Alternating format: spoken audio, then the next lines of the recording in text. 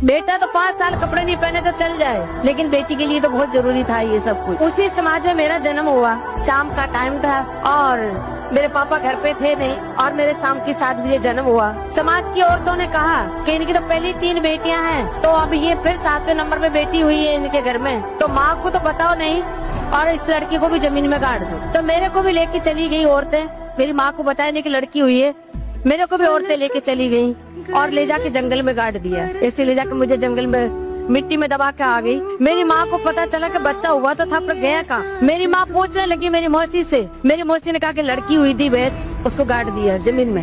मेरी माँ रोने लगी। मैंने 9 महीने मेरे पेट में बच्चा रखा है और वो बेटी को मैं देख भी नहीं सकी और ये औरतें ले जाके मेरी बेटी को गाड़ा है। तो मेरी मदद कर दे बहन, मेरे को बता कहाँ गाड़ा है उसको। मेरी माँ इस विश्वास के साथ कि नहीं मेरी बेटी जिंदा मिलेगी, नहीं मिलेगी तो मैं उसको छू के देख तो लूं कि मैंने जिसको 9 महीने पेट में रखा है।